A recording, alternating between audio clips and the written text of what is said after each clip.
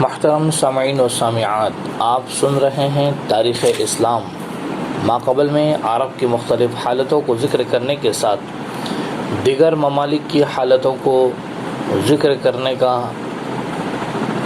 ایک خیال ذہن میں آیا کہ جس طرح سے عرب کے اندر قدیم رسومات اور ان کے جو حالات تھے اس کو ذکر کیا، اسی طریقے سے دوسرے ممالک کا کیا حال تھا اس کو بھی ذکر کرے۔ لہذا اس اعتبار سے ماقبل میں ایران، روم و یونان کے حالات کو بیان کیے، اب مصر کے حالات کو بیان کر رہے ہیں۔ مصر کی قدامت کا تصور اور مصری تمدن کی عظمت کا اندازہ کر لینے کے لیے اہرام مصری، ابو الہول کے مجسمے اور موجودہ زمانے میں تہہ خانوں سے برآمد ہونے والی اشیاء سے بہت کچھ مدد مل سکتی ہے۔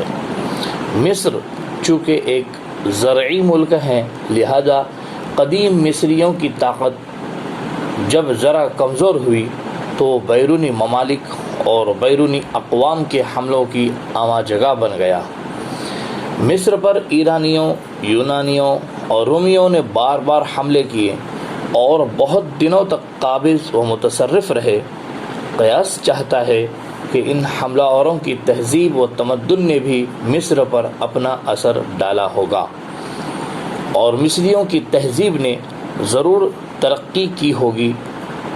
عیسائی مذہب رومیوں کے عہد حکومت میں مصریوں کے اندر رائج ہوا۔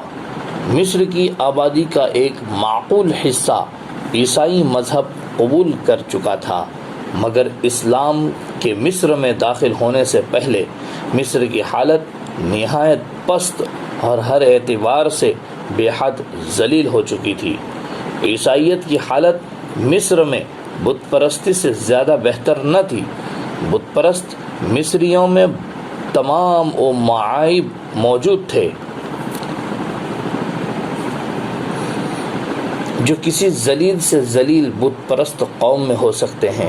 رومی و یونانی جو فاتح و حکمران قوم سمجھے جاتے تھے، رعایا کو چوپایوں سے زیادہ ذلیل سمجھتے تھے۔ جو عیب یونانیوں اور رومیوں کے اندر موجود تھے وہ سب کے سب زیادہ خراب حالت میں مصر کے اندر دیکھے جاتے تھے۔ غلامی نہایت ظالمانہ انداز میں رائج تھی۔ زناکاری اور غارت گیری کے لیے ترغیب و اصول و قواعد بنا لیے گئے تھے۔ قتل انسان معمولی تفرج گاہوں کے لیے سامان تفریح سمجھا جاتا تھا۔ عورتوں کو خودکشی کی ترغیب دی جاتی تھی۔ غرض کہ مصر کی تاریکی بھی کسی ملک کی تاریکی سے کم نہ تھی، اور تہذیب و شائستگی کی علامات مصریوں کے اعمال و اخلاق سے بالکل معدوم تھی، اور جہالت و تاریخی جس قدر چاہو موجود تھی۔ جن ملکوں کا ذکر اوپر ہو چکا ہے سب کے سب عرب کے ہر چہار سمت واقع ہیں، اور یہی مشہور و متمدن ملک سمجھے جاتے ہیں۔ ان میں صرف ملک چین کا اور اضافہ ہو سکتا ہے کہ وہ بھی آباد و سرسبز اور متمدن ممالک میں شمار ہو سکتا تھا۔ چین کی حالت مذکورہ ممالک سے بھی بدتر تھی۔ کنفیوشس، تاؤ اور بدھ، تین مذاہب کی کیمیاوی امتزاج نے چین کی تہذیب اور اخلاقی حالت میں وہ کیفیت پیدا کر رکھی تھی جو سوڈا اور ٹارٹرک ایسڈ کے ملانے سے پیدا ہوتی ہے۔ بالآخر اس حالت میں کوئی سکون اور امن کی کیفیت پیدا ہوئی تو اسی وقت میں جبکہ مسلمانوں کی ایک جمعیت نے چین میں داخل ہو کر سکونت اختیار کی اور اپنے اخلاقی نمونے سے اپنے ہمسایوں کو متاثر کیا۔ ترکستان، روس، برہما، یورپ وغیرہ میں بھی انسانی آبادی موجود تھی، لیکن ان ملکوں کے رہنے والے انسانوں سے یا تو دنیا واقف نہ تھی یا ان کو بمشکل انسان کہا جاتا ہوگا۔ بہرحال کوئی قابل رشک خوبی ان میں موجود نہ تھی۔ خلاصے کرام یوں ہیں کہ مذکورہ بالا حالات کے سننے سے یہ بات آسانی سے ذہن نشی ہو سکتی ہے کہ حضور اکرم صلی اللہ علیہ وسلم کے مبعوث ہونے سے پہلے اور آپ کی بعثت کے وقت ساری دنیا تاریک ہو چکی تھی اور روب مسکون پر جہالت کی اندھیری رات اسی طرح چھائی ہوئی تھی کہ کسی حصے اور کسی ملک میں کوئی ٹمٹماتی ہوئی روشنی مطلق نظر نہیں آتی۔ دنیا پر اس سے پہلے ایسا وقت نہیں آیا تھا کہ ایک ہی وقت میں ہر جگہ تہذیب، تمدن، اخلاق، علم، حکمت، معرفت الہی سب کے سب اس طرح برباد ہوئے ہوں اور تمام روب مسکون تار تار ہو گیا ہو۔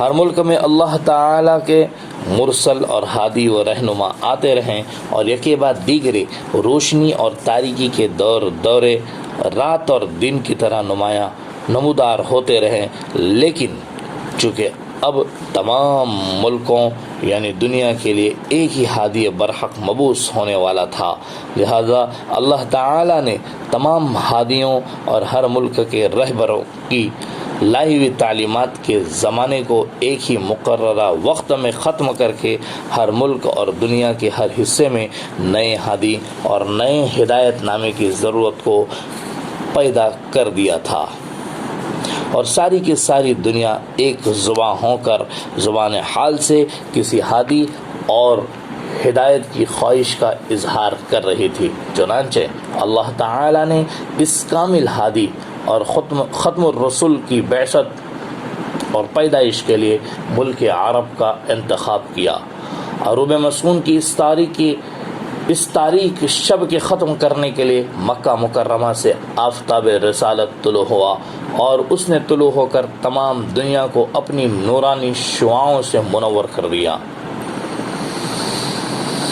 ہم کو اصل اس طلوع آفتاب ہی سے اس تاریخ کو شروع کرنا ہے، مگر اصل مدعی کے شروع کرنے سے پہلے اس سوال کا جواب دینا اور باقی ہیں کہ حضور اکرم صلی اللہ علیہ وسلم کی بعثت کے لیے ملک عرب ہی کو کیوں پسند کیا گیا اور دوسرے ملک میں نبی آخر الزماں کو کیوں نہ پیدا کیا۔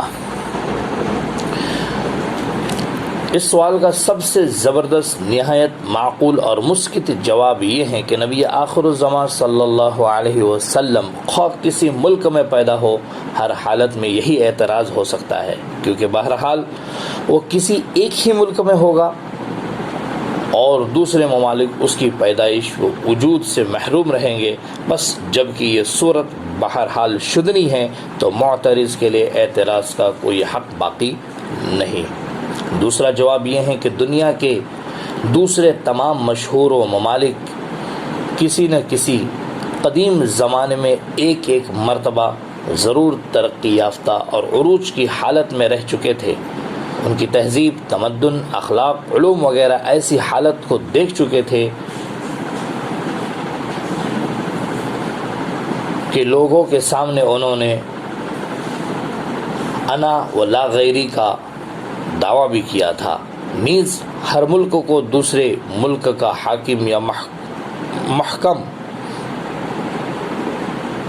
بننے کا موقع مل چکا تھا۔ پھر یہ دنیا کے کسی دوسرے ملک کی زبان اس زمانے میں ایسی مکمل اور ادائیں بیان پر قادر نہ تھی جیسے کہ عرب کی زبان، عرب کے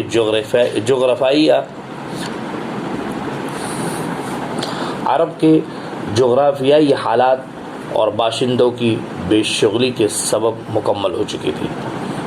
اگر عرب کے سوا کسی دوسرے ملک میں وہ کامل نبی مبعوث ہوتا تو اس ملک کے باشندے یعنی اول المخاطبین چونکہ پہلے دوسرے ملکوں پر قابض ہو کر متصرف رہ چکے تھے، لہذا اس نبی کی ہدایت اور ہدایت نامے کا قوی اثر اپنی پوری اور حقیقی شان دنیا پر ثابت نہ کر سکتا، اور اس کا ایک بڑا حصہ اس ملک کی قدیم روایات کی طرف منسوب ہو جاتا۔ اس نبی کے ذریعے تہذیب، اخلاق اور تہذیب نفس کا جو عظیم الشان کا انجام پانے والا تھا، وہ بھی اس ملک و قوم کی قدیم روایات سے منسوب ہو کر نبی آخر الزمان صلی اللہ علیہ وسلم اور خاتم الکتب کے عظمت و جلال کا ظاہر اور ثابت کرنے والا نہ ہوتا۔ کامل ہدایت نامے کے لیے ضرورت تھی کہ وہ ایسی زبان میں نازل ہو جو دنیا کی زبانوں میں حد کمال کو پہنچ چکی ہو۔ عربی کے سوا کوئی دوسری زبان ایسے ہدایت نامے کی جو قیامت تک کے لیے اور ہر ملک اور ہر قوم کے لیے نازل ہو متحمل نہیں ہو سکتی تھی۔ اس لیے ضرورت تھی کہ حضور پاک علیہ الصلاۃ والسلام ملک عرب میں پیدا ہوں۔ اہل عرب نہ کسی غیر ملک کے محکوم بنے اور نہ کسی غیر ملک پر قابض و متصرف ہوئے تھے۔ عربوں کے لیے دنیا کا ہر ایک ملک اور ہر ایک قوم یکساں حیثیت رکھتی تھی۔ جب وہ اسلام کو لے کر نکلے ہیں تو ہسپانیہ یعنی بحر اٹلانٹک کے ساحل مشرقی سے چین تک، یعنی بحر چین کے مغربی ساحل تک سارے آباد اور متمدن دنیا کے ملک اور قومیں ان کی نظر میں یکساں تھی۔ وہ سب سے اجنبی تھے اور سب ان سے اجنبی، لہٰذا اللہ تعالی نے جب ساری دنیا کے لیے ایک مذہب تجویز کیا تو وہ مذہب ایک ایسی قوم کے ذریعے ساری دنیا میں شائع کیا جو سب کے لیے یکساں بے تعلق قوم تھی۔ عرب کے اخلاق، تہذیب اور تمدن نے چونکہ اس سے پہلے کوئی ترقی نہیں کی تھی، لہذا اس عالمگیر مذہب نے ان کو یکایک سب سے زیادہ شائستہ، سب سے زیادہ مہذب، سب سے زیادہ بااخلاق، سب سے زیادہ متمدن اور ساری دنیا کا استاد اور رہبر بنا کر ثابت کر دیا کہ عرب کی ان تمام محیر العقول ترقیات کا سبب اسلامی تعلیم کے سوا اور کچھ نہیں ہے۔ اور حضور اکرم صلی اللہ علیہ وسلم کی روحانیت ایسی زبردست ہے کہ دنیا کی ہر قوم اور ہر ملک ہر زمانے میں اس سے فیضیاب ہو سکتا ہے۔ نیز یہ کہ دنیا کے تمام ہادی اور تمام انبیاء قوموں کے لیے جس قدر تعلیمات اور ہدایت نامے لے کر آئے تھے وہ سب کے سب اصولی طور پر قرآن مجید میں موجود ہیں۔ فیہا کتب قیمہ، اور رسول عربی صلی اللہ علیہ وسلم کی ذات جمی کمالات نبویہ و انسانیہ ہے۔ تو آئیے آئندہ چل کر ہم نبی کریم صلی اللہ علیہ وسلم کی سیرت کو سنیں گے جو آئندہ آپ کے سامنے پیش کی جائے گی۔ آپ اسے خود سنیں، دوسروں تک پہنچائیں تاکہ اسلام کی تاریخ سے لوگوں کو وابستگی ہو جائے۔